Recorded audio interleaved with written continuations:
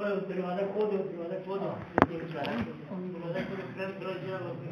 باللہ من الشیطان الرجیم بسم اللہ الرحمن الرحیم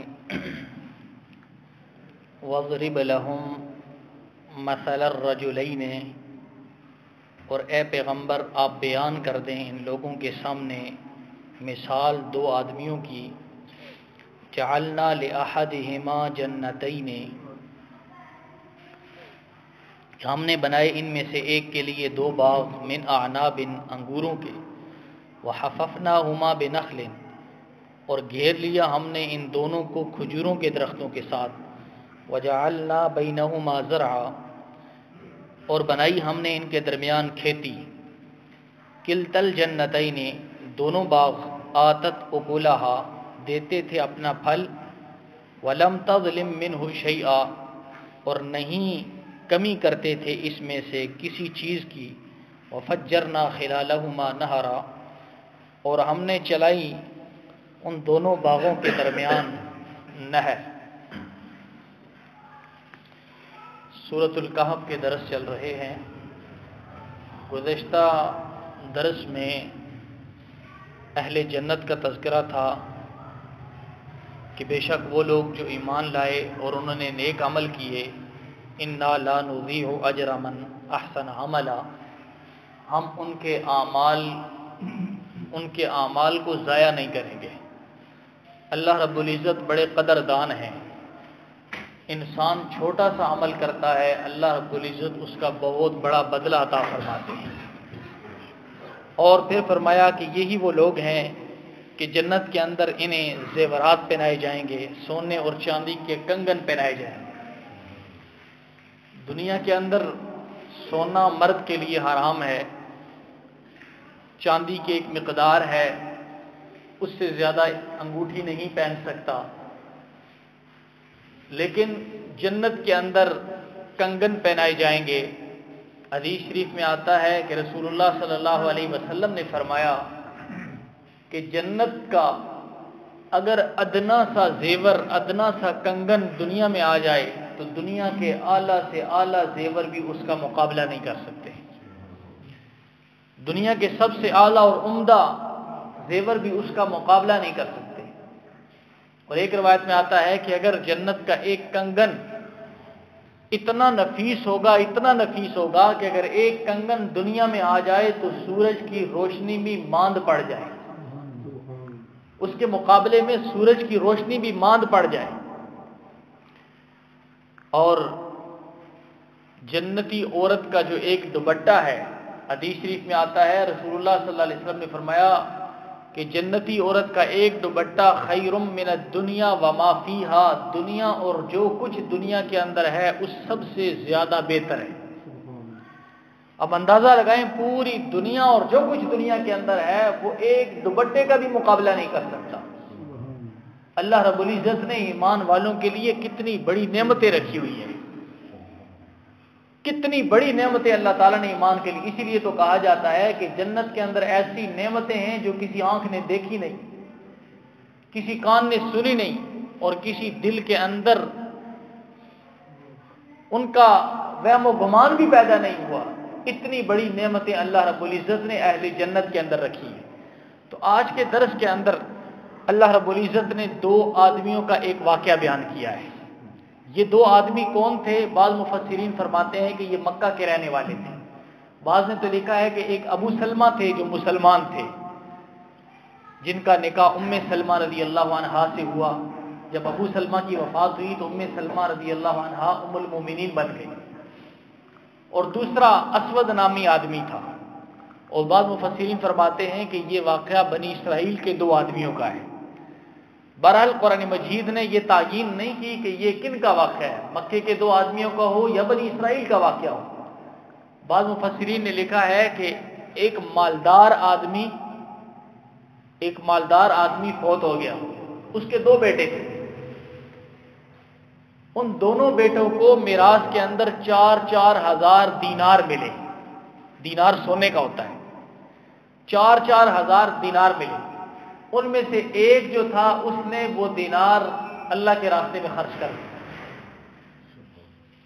ایک نے دینار اللہ کے راستے میں خرچ کر دیے اور دوسرا آدمی تھا اس نے ان دیناروں سے باغ خریدے، اس کے علاوہ بھی اس نے تجارت کے اندر وہ پیسہ لگا دیا، اور جس نے باغ خریدے تجارت کے اندر پیسہ لگا دیا اس نے اللہ کی ذات کا انکار کر دیا،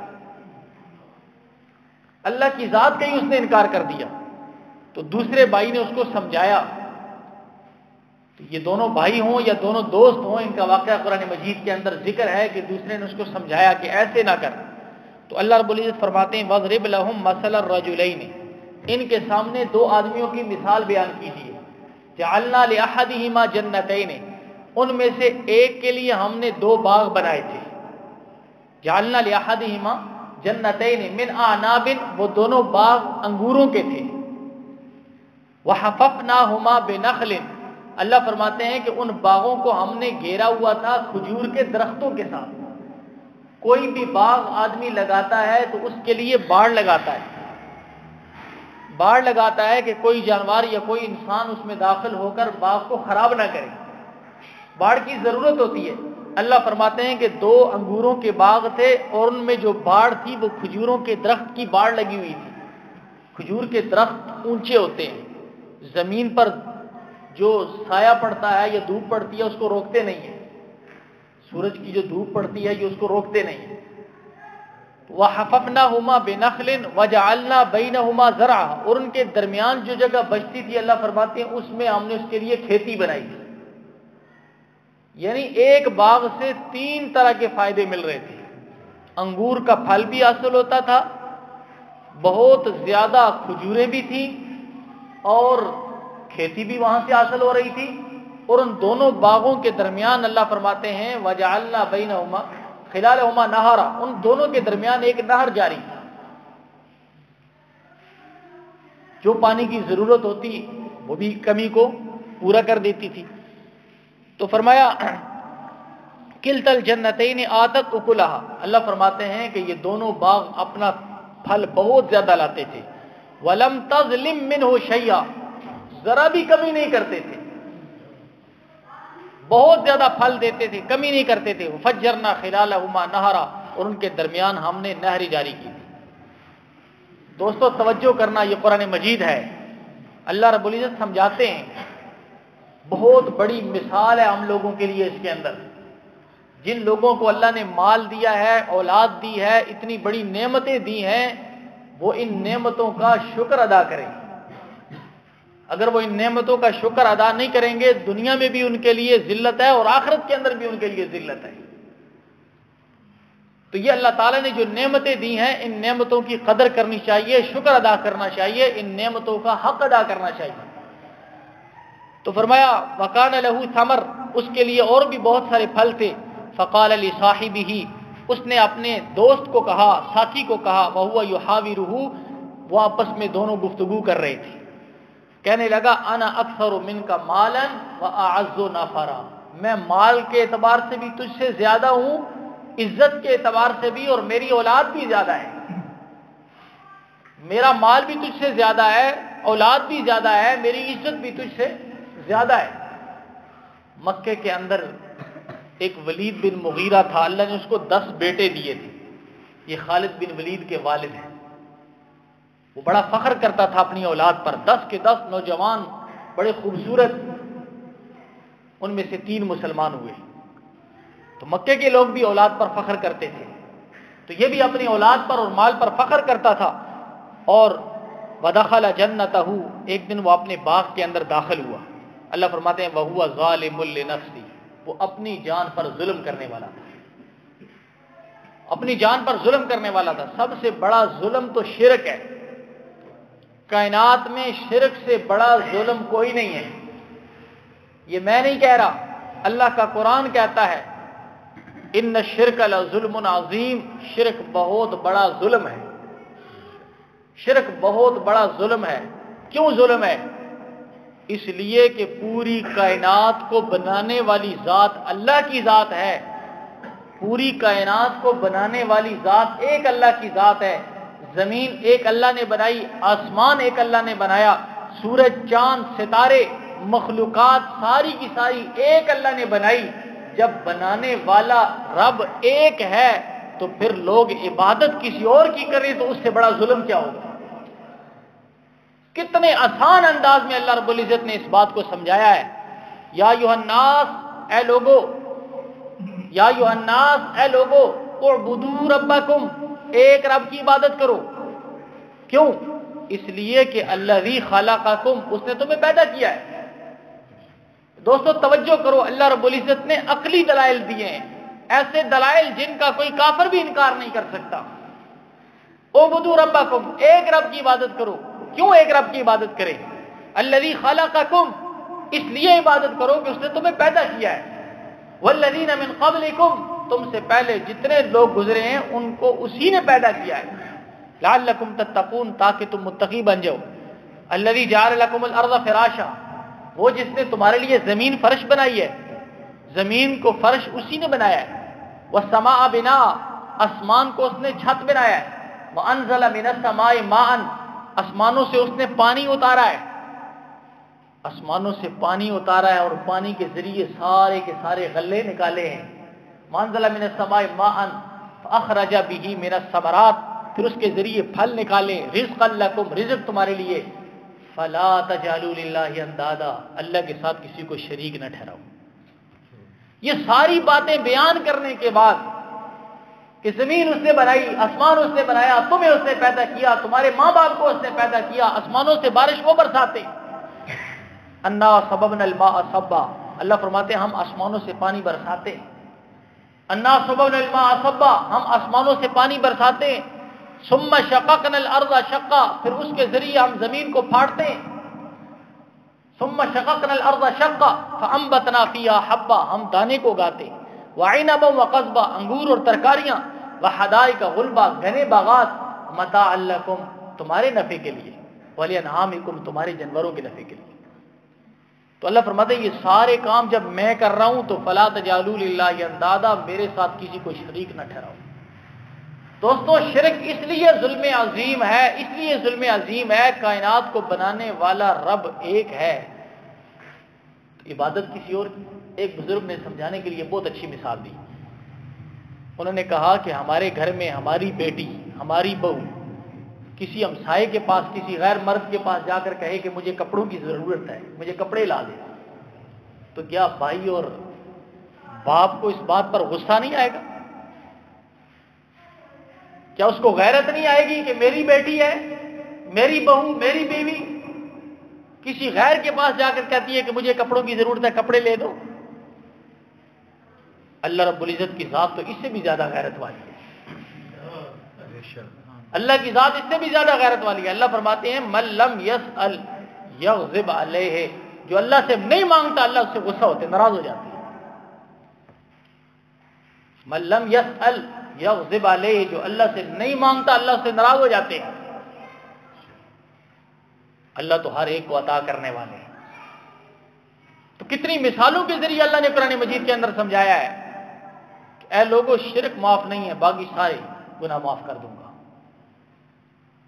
کائنات کے اندر بڑے بڑے ظلم ہوتے ہیں لیکن شرک معاف نہیں ہے۔ ان الشرک لظلم عظیم، ان اللہ لا یغفر ان یشرک بہ ویغفر ما دون ذلک، اللہ شرک کو معاف نہیں کریں گے، اس سے نیچے جتنے گناہ ہیں اللہ معاف کر دیں گے۔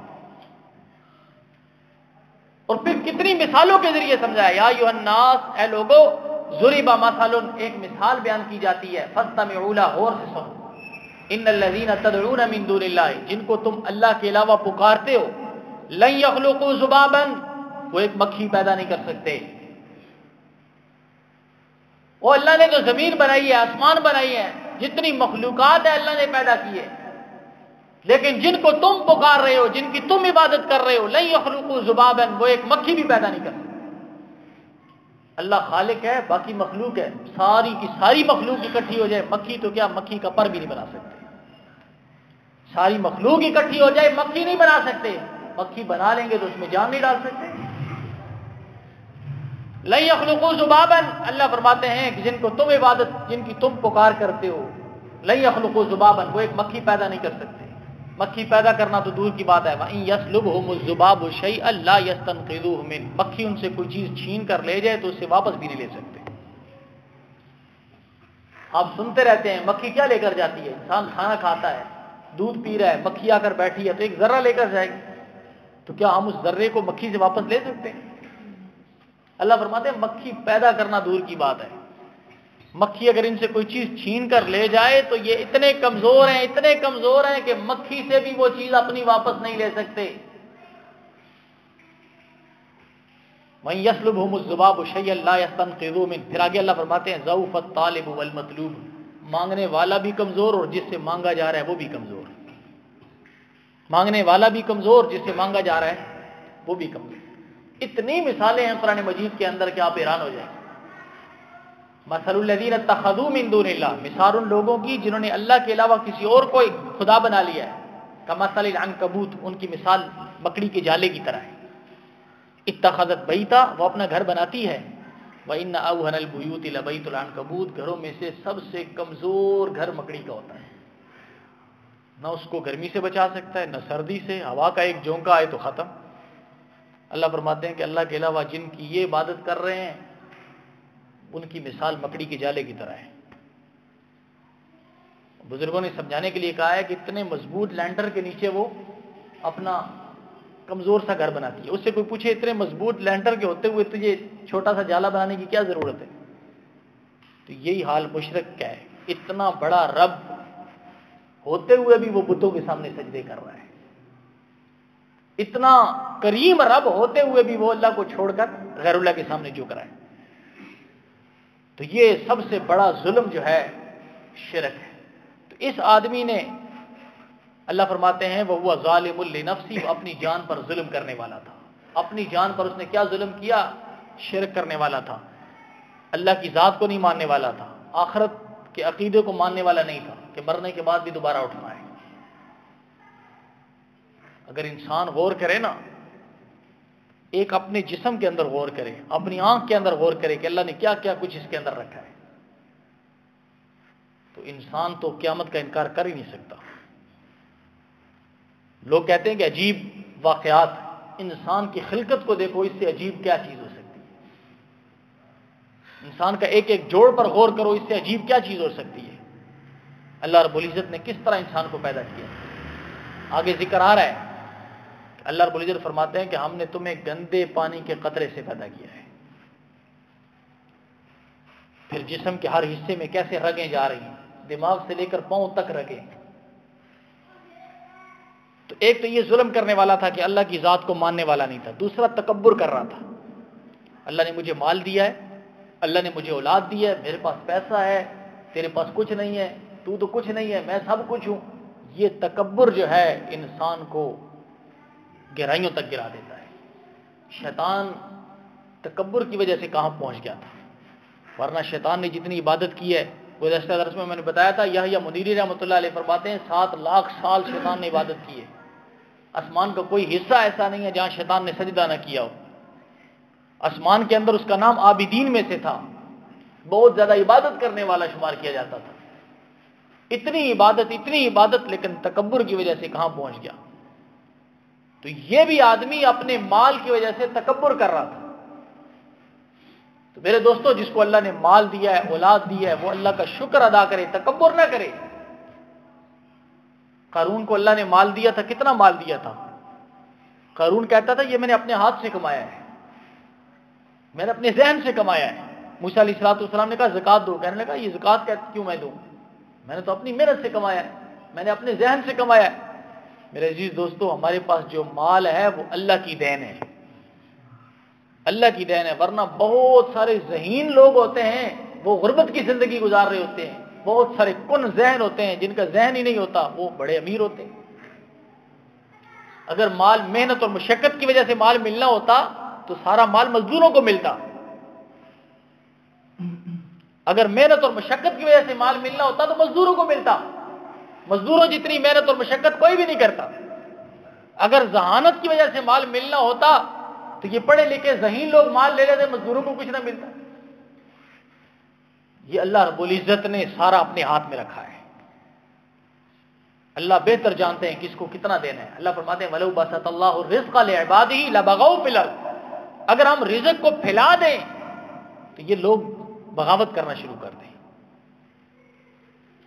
اس لیے اللہ رب العزت وَلَٰكِن يُنَزِّلُ بِقَدَرٍ مَّا يَشَاءُ، اللہ فرماتے ہیں ہم اندازے سے رزق کو اتارتے ہیں.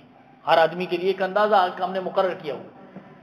تو فرمایا وَدَخَلَ جَنَّتَهُ، وہ آدمی اپنے باغ میں داخل ہوا، وَهُوَ ظَالِمٌ لِنَفْسِهِ، وہ اپنی جان پر ظلم کر رہا تھا.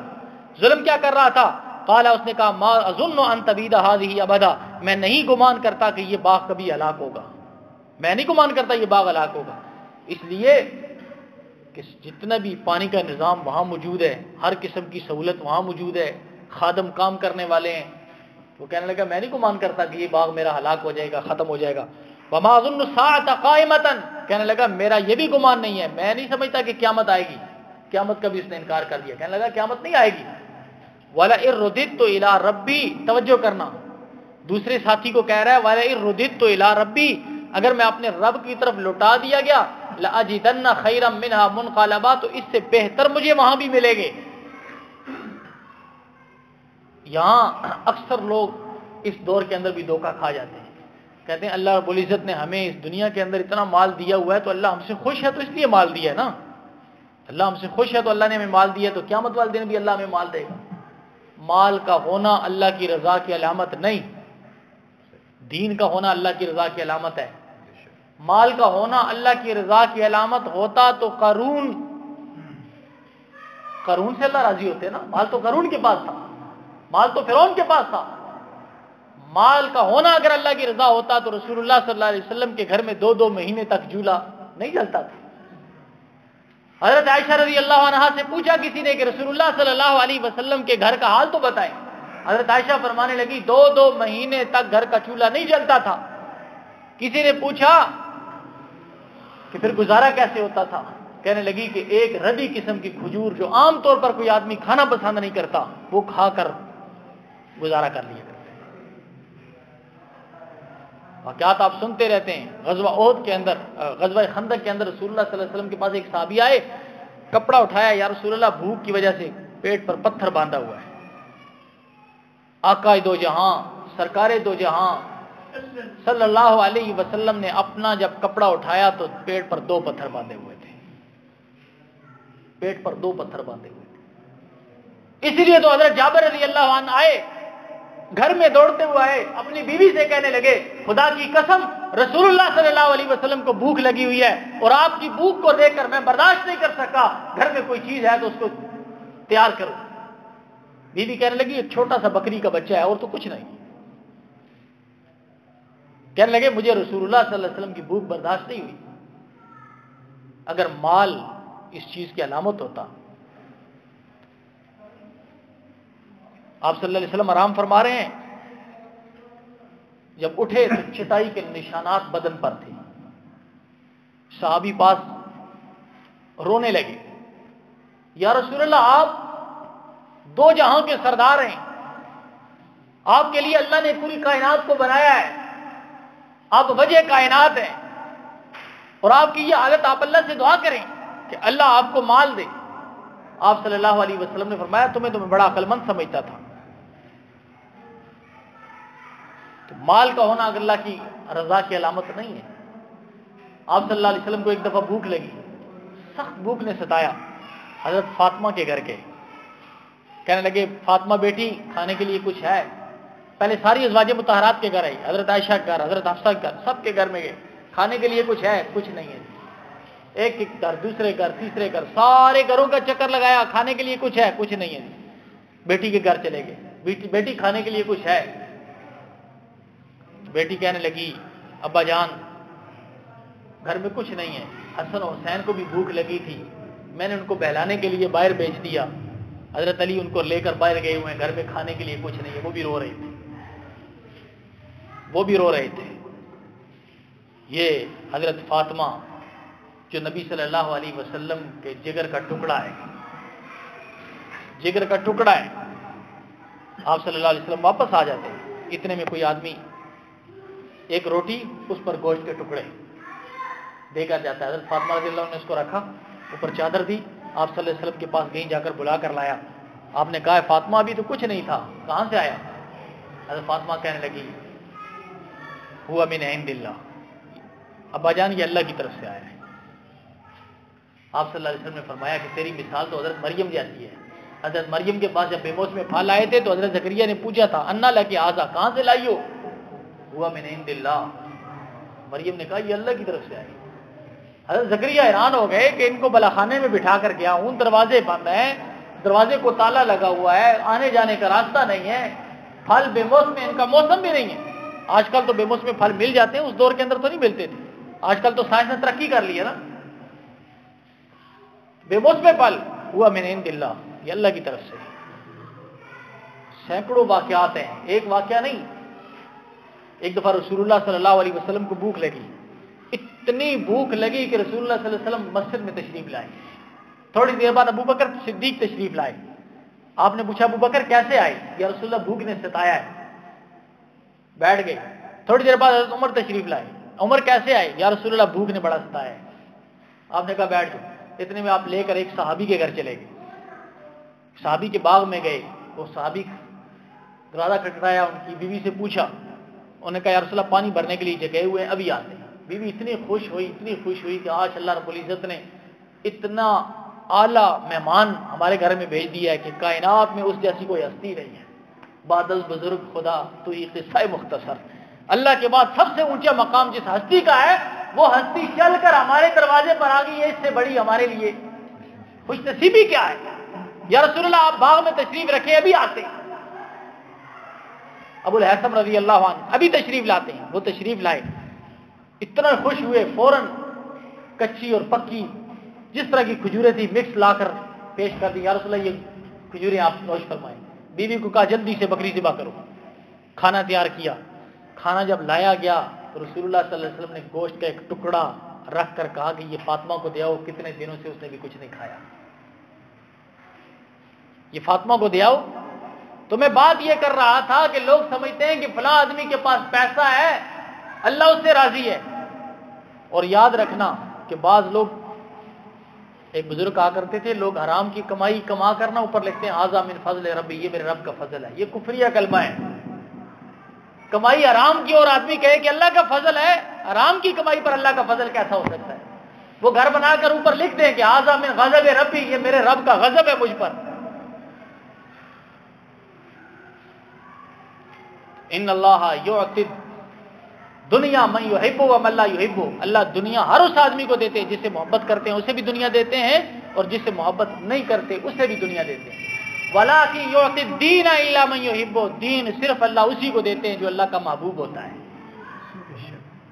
آپ نے دیکھنا ہے کہ کون کس آدمی سے اللہ راضی ہیں. آپ دیکھیں کتنا دین ہے, جتنا اس کی زندگی میں دین ہے اتنا اللہ اس سے راضی ہے. اس لیے کہتے ہیں اللہ 70 دفعہ شفقت کی نظر سے دیکھتے ہیں تو اپنے گھر میں آنے کی. خوش قسمت ہے ہم لوگ, دن میں اتنے گناہ کرتے ہیں پھر بھی اللہ اٹھا کر ہمیں مصلے پر کھڑا کر دیتے ہیں.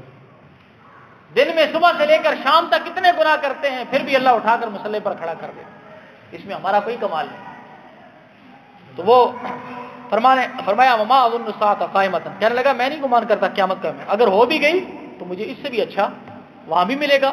اللہ نے یہاں مجھے دیا ہے تو وہاں بھی اللہ تعالیٰ مجھے دیں گے. قال له صاحبہ, اس کے دوست نے کہا, وہ یحاور, وہ اس سے باتیں کر رہا تھا, اکفرت بالذی, کیا تو اس ذات کا انکار کرتا ہے خلقہ کا جس نے تجھے پیدا کیا ہے, جس ذات نے تجھے پیدا کیا ہے. خلقہ من تراب, اس نے تمہیں مٹی سے پیدا کیا ہے. خلقہ من تراب, اس نے مٹی سے پیدا کیا ہے. ثم من نطفہ, پھر ایک پانی کے قطرے سے پیدا کیا ہے. مٹی سے پیدا کیا ہے. سب سے پہلے انسان آدم علیہ السلام کو اللہ نے مٹی سے پیدا کیا.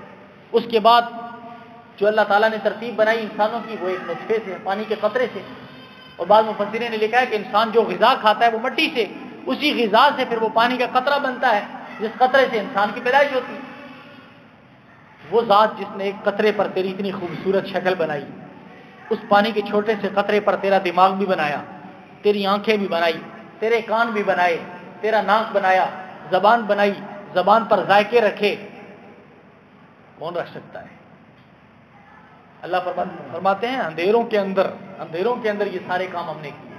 رات کا اندھیرا ہے, رحم کا اندھیرا ہے، ان سارے اندھیروں کے اندر تبدیلی آ رہی ہے، خلقت آنکھیں بن رہی ہیں، یہ اللہ کے علاوہ کوئی نہیں کرتا۔ ثم سواک رجلا، پھر اللہ نے تجھے ایک درست مرد بنا دیا ایک پانی کے قطرے سے، لیکنہ اللہ، لیکن وہ اللہ ربی میرا رب ہے، ولا اشرک بربی احدا، میں اس اللہ کے ساتھ کسی کو شریک نہیں ٹھہراتا۔ ولولا، کیوں نہیں، اذ دخلت جنتک، جب تو اپنے باغ میں داخل ہوا تو نے یہ بات کیوں نہیں کہی، قلت ما شاء اللہ، تو کہتا ما شاء اللہ لا قوت الا باللہ۔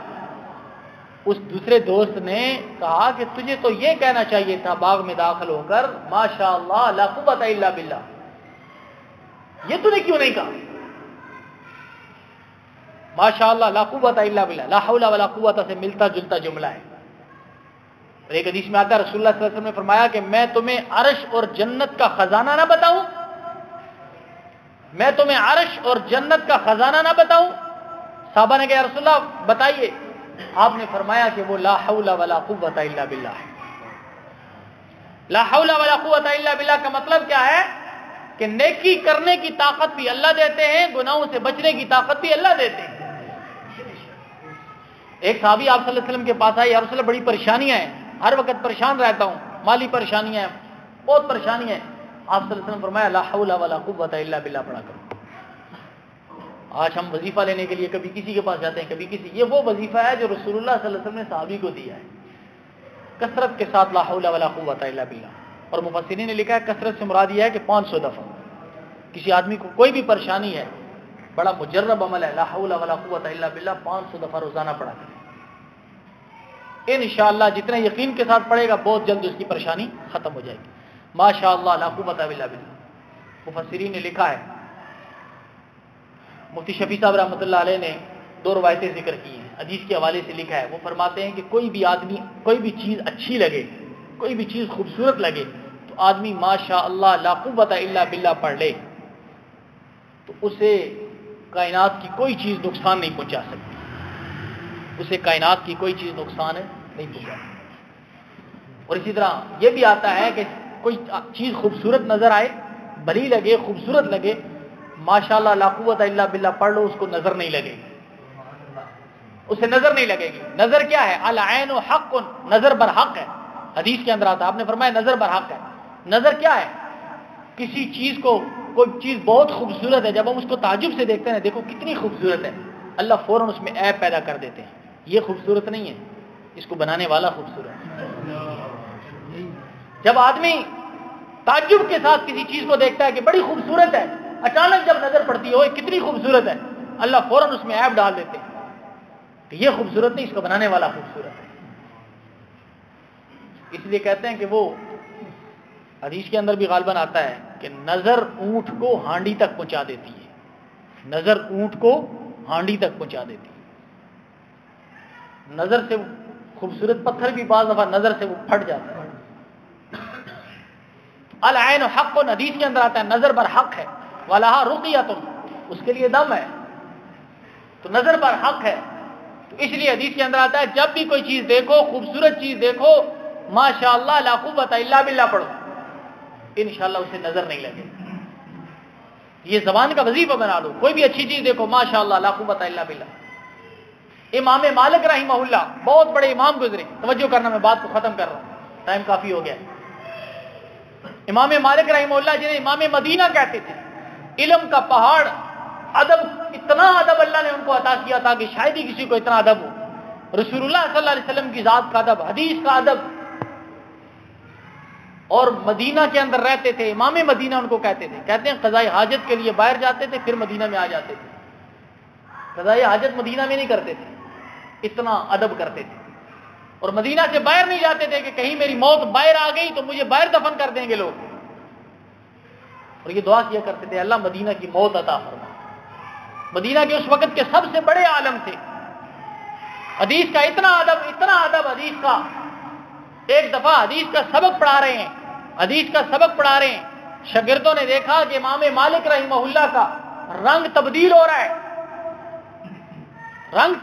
ہے، جب سبق ختم ہوا تو امام مالک رحمہ اللہ نے ایک شاگرد کو کہا کہ یہ قمیض اٹھا کر دیکھو کوئی چیز کاٹ رہی ہے، اس شاگرد نے جب قمیض اٹھا کر دیکھا بچھو نے 17 جگہ پر ڈنگ مارا تھا۔ شاگردوں نے کہا حضرت آپ نے پہلے کیوں نہیں بتا دیا؟ کہا کہ مجھے شرم آئی، حیا آئی کہ رسول اللہ صلی اللہ علیہ وسلم کی حدیث میں پڑھا رہا ہوں اور حرکت کر جاؤں۔ یہ حدیث کا ادب تھا۔ آج ہم دیکھیں ہم کتنا ادب کرتے ہیں۔ ادب انسان کو بہت آگے لے جاتا ہے۔ میں اکثر کہا کرتا ہوں، ایک بزرگ سے کسی نے پوچھا دین کیا ہے؟ انہوں نے کہا 2 لفظوں میں پورا دین بیان کر دیا، الدین کلہ ادب، سارے کا سارا دین ادب کا نام ہے۔ اللہ کا ادب، رسول اللہ کا ادب، قرآن کا ادب، کتاب کا ادب، بڑوں کا ادب، استاد کا ادب، ماں باپ کا ادب، یہی تو دین ہے۔ اسی کا نام تو دین ہے۔ دین کے اندر بے ادبی نہیں ہے۔ جس کے دل میں جتنا ادب ہوگا اتنا اللہ اس کو مرتبہ اور مقام عطا فرمائیں گے۔ تو امام مالک رحمہ اللہ کی بات کر رہا تھا کہ بہت بڑے امام گزرے، موطا امام مالک حدیث کی کتاب لکھی ہے۔ پہلے اس کتاب کے بارے میں کہا جاتا تھا صح الکتب بعد کتاب اللہ، اللہ کی کتاب کے بعد دنیا میں صحیح ترین کتاب۔ بعد میں امام بخاری رحمۃ اللہ علیہ کی کتاب کو یہ شرف حاصل ہو گیا۔ تو وہ امام مالک رحمہ اللہ کا تقیہ کلام تھا، وہ ہر بات میں کہتے تھے ماشاء اللہ لا قوت الا باللہ، ماشاء اللہ لا قوت الا باللہ۔ اور مفسرین نے لکھا کہ انہوں نے اپنے گھر کے دروازے کے اوپر لکھ کر لگایا ہوا تھا ماشاء اللہ لا قوت الا باللہ۔ کسی آدمی نے کہا حضرت یہ تو باغ کے بارے میں اللہ، باغ والوں کے بارے میں اللہ نے قرآن مجید میں فرمایا ماشاء اللہ لا قوت الا باللہ، آپ نے گھر کے اوپر لکھا ہوا ہے؟ تو امام مالک کہنے لگے میرا گھر میرا باغ ہے، میری اولاد میرا باغ ہے، میرا گھر میرا باغ ہے، میری اولاد میرا باغ ہے، اس لیے میں نے گھر کے دروازے پر لکھا ہے ماشاء اللہ لا قوت الا باللہ۔ تو جب بھی کوئی چیز دیکھو ماشاء اللہ لا قوت الا باللہ۔ تو دوسرے ساتھی نے کہا یہ تو نے کیوں نہیں کہا ماشاء اللہ لا قوت الا باللہ؟ فرمایا ان ترانی انا اقل منک مالا وولدا، مگر تو دیکھتا ہے مجھے کہ میں کم ہوں تجھ سے مال کے اعتبار سے اور اولاد کے اعتبار سے، فعسى ربی، امید ہے کہ میرا رب ان یؤتینی خیرا منها، اس سے بہتر مجھے عطا کرے گا، من جنتک، تیرے باغوں سے بہتر اللہ مجھے باغ عطا فرمائے گا، اور یرسل علیہا حسبانا من السماء، اور ہو سکتا ہے کہ اللہ کا عذاب آئے آسمان سے اور تیرے سارے کے سارے باغ ختم ہو جائیں، فتصبح صعیدا زلقا، اور یہ چٹیل میدان بن جائے، او یصبح ماؤها غورا، یا اللہ تعالیٰ زمین کا پانی بالکل نیچے کھینچ لے، او یصبح ماؤها غورا، یہ ساتھی اس دوسرے کو سمجھا رہا ہے اللہ زمین کا پانی بالکل نیچے کھینچ لے، فلن تستطیع له طلبا، تو اس کو لانے کی طاقت بھی نہ رکھے۔ سورہ ملک میں اللہ رب العزت فرماتے ہیں قل ارأیتم، مجھے بتاؤ تو صحیح، مجھے دکھاؤ، ان اصبح ماؤکم غورا، اے لوگو مجھے بتاؤ، اللہ فرما رہے ہیں اے لوگو مجھے بتاؤ اگر میں یہ زمین کا پانی نیچے کھینچ لوں، فمن یاتیکم بماء معین، تم میں سے کون ہے جو صاف پانی لے کر آئے گا؟ سورہ ملک میں اللہ فرماتے ہیں قل ارأیتم، مجھے بتاؤ، ان اصبح ماؤکم غورا، اگر اس پانی کو میں زمین کے اندر کھینچ لوں، فمن یاتیکم بماء معین، کون ہے جو صاف پانی تم میں سے لے کر آ سکتا ہے؟ اللہ جب بالکل نیچے کھینچ لیں گے، ابھی تو زمین میں پانی ہے نا تو ہم نکالتے ہیں 80 فٹ نکالیں یا 180 فٹ نکالیں، اگر اللہ اس کو نیچے ہی کھینچ لے تو اللہ کے حکم کے تابع ہے۔ نوح علیہ السلام کے زمانے میں جب طوفان آیا تھا تو پوری زمین پانی ابل رہی تھی، 6 ماہ تک زمین پانی ابلتی رہی، آسمان سے بھی پانی زمین سے بھی پانی، بڑے بڑے پہاڑ اس پانی کے اندر ڈوب گئے تھے۔ وَأُحِيطَ بِثَمَرِهِ، چنانچہ گھیر لیا اس کے پھل کو، عذاب، اللہ کے عذاب نے گھیر لیا، فَأَصْبَحَ يُقَلِّبُ كَفَّيْهِ عَلَى مَا أَنفَقَ فِيهَا، اللہ فرماتے ہیں پس وہ ہو گیا، وہ ملتا تھا اپنے ہاتھوں کو اس چیز پر جو اس نے خرچ کیا تھا اس باغ میں، اپنے ہاتھوں کا افسوس کی وجہ سے ملتا تھا کہ یہ میں نے کیا کیا، یہ کیا ہو گیا، سارا کا سارا باغ ہی ختم ہو گیا، میں نے اتنا خرچہ کیا تھا، اتنا مال تھا، اچانک اللہ کا عذاب آیا، سارا کا سارا وہ کیا ہے، ختم ہو گیا۔ اللہ فرماتے ہیں وَهِيَ خَاوِيَةٌ عَلَىٰ عُرُوشِهَا، وہ اپنی چھتریوں پر، چھپروں پر گرا ہوا تھا، انگور کی بیلیں جو ہوتی ہیں نا اوپر چڑھائی جاتی ہیں، وہ اپنی چھتریوں پر گرا ہوا تھا، سارا کا سارا باغ ختم ہو گیا۔ وَيَقُولُ، کہنے لگا یا لیتنی لم اشرک بربی احدا، آئے کاش کہ میں اللہ کے ساتھ کسی کو شریک نہ ٹھہراتا، آئے کاش کہ میں اللہ کے ساتھ کسی کو شریک نہ ٹھہراتا، وَلَمْ تَكُن لَهُ فِئَةٌ يَنصُرُونَهُ مِن دُونِ اللَّهِ، اور نہیں تھا کوئی گروہ جو اس کی مدد کرتا اللہ کے سوا، اور نہ ہی تھا وہ خود کسی طرح انتقام لینے والا۔ هُنَالِكَ الْوِلَایَةُ لِلَّهِ، یہاں پر ہی ہے سب اختیار اللہ کا ہے، هُنَالِكَ الْوِلَایَةُ لِلَّهِ، سب اختیار اللہ کا ہے. وہ خیرن، وہ بہتر ہے، ثواباً، ثواب کے اعتبار سے، وہ خیرن عقبہ، وہ بہتر ہے انجام کے اعتبار سے. سورہ قلم کے اندر اللہ رب العزت نے بھی ایک واقعہ بیان کیا ہے. توجہ کرنا، میں بات کو ختم کر رہا ہوں. سورہ قلم کے اندر بھی اللہ رب العزت نے ایک واقعہ بیان کیا ہے. چند بھائی تھے، ان کی بہت ساری کھیتی تھی. اس زمانے کے اندر رواج یہ تھا کہ جب کھیتی کاٹنے کے دن ہوتے تھے تو غریب لوگ جب کھیتی کاٹ کے گاتے نا، دانا نکالتے، تو غریب لوگ وہاں پہنچ جاتے تھے. لوگ کچھ غریبوں کو دے دیتے تھے، کچھ گھر لے آتے تھے. وہ بہت بخیل قسم کے لوگ تھے. وہ بھائی رات کو آپس میں مشورہ کرنے لگے. انہوں نے کہا بھائی ہم کھیتی کرتے ہیں، کھیتی کاٹتے ہیں، محنت کرتے ہیں، لگاتے ہیں. جب کاٹنے کا وقت آتا ہے کہ یہ لوگ آ جاتے ہیں، ان کو بھی دینی پڑتی ہے. رات کے وقت بیٹھ کر مشورہ کر رہے ہیں، رات کو بیٹھ کر مشورہ کر رہے ہیں کہ صبح کھیتی کاٹنی ہے، کھیتی کٹ گئی ہے، اس کا دانہ نکالنا ہے. مشورہ یہ ہوا کہ صبح صبح اندھیرے میں جائیں گے جلدی سے، اور جلدی سے اس سارے سامان کو سمیٹ کر گھر میں لے آئیں گے. ان غریبوں کے آنے سے پہلے ہی ہم وہاں سے نکل آئیں گے. یہ رات کو انہوں نے مشورہ کیا. سورہ قلم کے اندر واقعہ اللہ نے ذکر کیا، غالباً بنی اسرائیل کی قوم کا واقعہ ہے. وہ صبح جب وہاں پہنچے تو زمینیں بالکل برابر ہیں، اپنی زمین کو تلاش کرتے ہیں، کبھی ادھر کبھی ادھر. بعد میں جب انہوں نے دیکھا کہ زمین تو یہی ہے لیکن سب کچھ ختم ہو چکا ہے، ایسی آگ کا بگولا آیا، وہ ساری کی ساری فصل ختم ہو چکی ہے. میرے عزیز دوستو، اللہ رب العزت نے جو ہمیں مال دیا ہے، نعمتیں دی ہیں، اس مال میں سے، نعمتوں میں سے اللہ کے راستے میں خرچ کرنا چاہیے. یہ نہیں ہم کہتے سارا خرچ کرو، آدھا خرچ کرو، لیکن کچھ نہ کچھ تھوڑا جتنا ہو سکتا ہے یہ اپنا معمول بنانا چاہیے. حدیث کے اندر آتا ہے، آپ نے فرمایا ان الصدقۃ تطفئ غضب الرب، صدقہ اللہ کے غصے کو ٹھنڈا کرتا ہے. وتدفع میتۃ السوء، بری موت کو دور کرتا ہے. اور صدقے سے انسان کی آنے والی پریشانیاں ختم ہو جاتی ہیں، آنے والی بلائیں ٹل جاتی ہیں، بیماریاں مصیبتیں ختم ہو جاتی ہیں.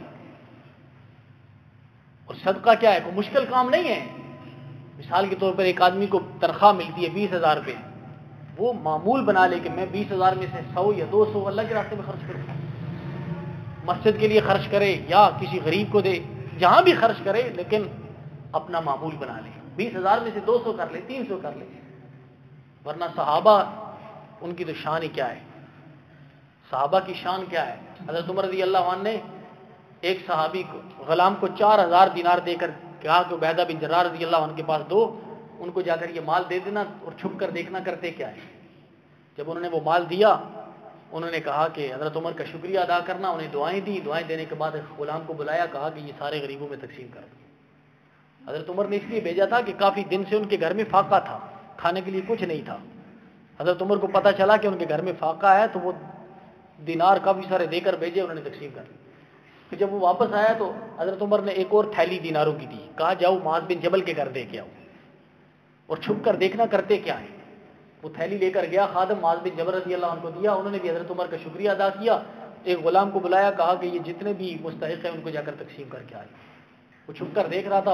واپس آ کر حضرت عمر کو واقعہ بیان کیا. حضرت عمر کہنے لگے نبی کے سارے صحابہ کی شان ایسی ہے، نبی کے سارے صحابہ کی شان ایسی ہے. حضرت عائشہ رضی اللہ عنہ گھر میں روزہ ہے، کئی دن سے کھانے کے لیے کچھ نہیں ہے. کسی نے وہ ایک بوری دیناروں کی دی، خادمہ کو کہا اس کو تقسیم کر دو. ساری تقسیم کر دی. جب ساری تقسیم ہوگی نا تو خادمہ کہنے لگی حضرت عائشہ رضی اللہ عنہ کو کہ آپ نے لیے کچھ نہیں رکھا، آپ کا روزہ بھی ہے، کھانے کے لیے کوئی چیز نہیں ہے، 1 درہم رکھ لیتی، گوشت ہی لے آتے. حضرت عائشہ کہنے لگی پہلے یاد کرا دیتی تو رکھ لیتے. پورے دن کا روزہ بھی ہے اور یاد بھی کوئی نہیں. آج ہم روزے کے لیے 1 مہینہ پہلے تیاری شروع کر دیتے ہیں.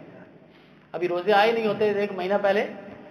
انہوں نے کہا پہلے یاد کرا دیتی تو 1 درہم رکھ لیتے.